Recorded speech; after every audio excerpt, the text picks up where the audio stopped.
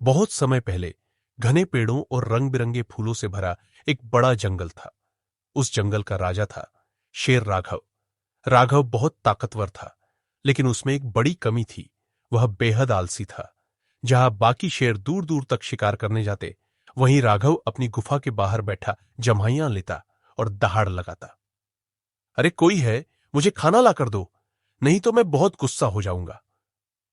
उसकी भारी भरकम दहाड़ सुनकर खरगोश, हिरण, मृग और बकरी जैसे छोटे जानवर डर जाते और सोचते, हाय राम, अगर हमने खाना नहीं दिया तो ये हमें ही खा जाएगा। इसी डर के कारण जंगल के सारे जानवर रोज रोज उसे कुछ ना कुछ लाकर देते।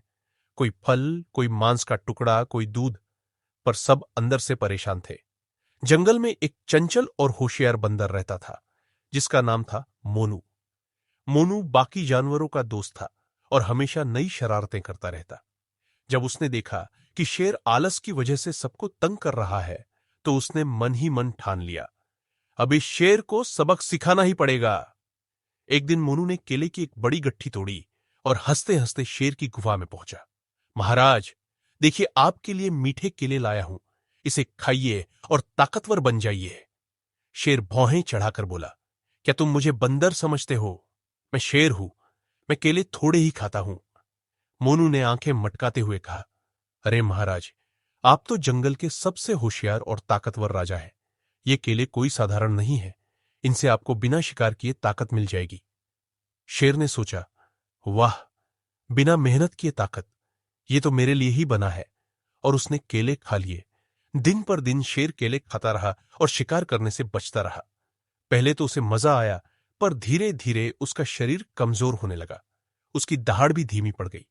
पहले जब वह दहाड़ता तो पूरा जंगल कांप जाता था। अब जब दहाड़ता तो ऐसा लगता जैसे कोई बकरी मिमिया रही हो। खरगोश हंसकर बोला, महाराज, आपकी दहाड़ तो अब मेमे जैसी हो गई है। पूरा जंगल हंस पड़ा। शेर को गुस्सा आया, लेकिन उसकी हालत ऐसी थी कि वह उठकर दौड़ भी नहीं पाया। एक दिन सभी जानवर इकट्ठा हुए। हिरन बोला, हम इस शेर की आलसी आदतों से तंग आ चुके हैं। रोज रोज इसे खिलाने से हमारा जीना मुश्किल हो गया है। तोता बोला, हां, अब तो ये डरावना भी नहीं रहा। इसकी दहाड़ सुनकर अब बच्चे तक हंसते हैं। मोनू बंदर ने मुस्कुराते हुए कहा, योजना काम कर रही है। अब शेर को समझाना होगा कि आलस से क्या होता है। अगले दिन मोनू ने शेर से कहा, महाराज, अब तो आप इतने ताकतवर हो गए होंगे कि बिना हिले डुले शिकार पकड़ लेंगे। क्यों ना आजमा कर देखे। शेर ने हिम्मत दिखाने की कोशिश की और बोला, ठीक है, आज मैं शिकार पकड़ूंगा। लेकिन जैसे ही वह उठा, उसके पैर कांपने लगे। उसने दौड़ने की कोशिश की, मगर आधे रास्ते ही धड़ाम से गिर पड़ा। सारे जानवर तालियां बजाकर हंसने लगे। वाह महाराज, आपने तो हवा से बातें कर ली। शेर शर्म से लाल हो गया। शेर अब बहुत सोच में पड़ गया, क्या वाकई में आलसी बनकर ताकत खो रहा हूं? उसी समय जंगल में एक और शेर आ गया, जो ताकतवर और जवान था। उसने दहाड़ लगाई, इस जंगल का असली राजा मैं बनूंगा। सारे जानवर डर गए। उन्होंने पुराने शेर राघव से कहा, महाराज, हमारी रक्षा कीजिए। लेकिन राघव तो कमजोर हो चुका था। उसकी दहाड़ बकरी जैसी निकली। नया शेर जोर से हंस पड़ा। शेर राघव की आंखों में आंसू आ गए। उसने मोनू से कहा, मैंने तुम्हारी बातों पर भरोसा करके बड़ी गलती की। मैंने आलस और लालच में अपनी ताकत खो दी। मोनू ने समझाया, महाराज, अब भी देर नहीं हुई है। अगर आप मेहनत करना शुरू करें तो फिर से ताकतवर बन सकते हैं। शेर ने ठान लिया कि अब वह रोज शिकार करेगा और आलसी नहीं बनेगा। धीरे धीरे उसने अपनी ताकत वापस पा ली। कुछ ही महीनों में शेर राघव फिर से ताकतवर हो गया।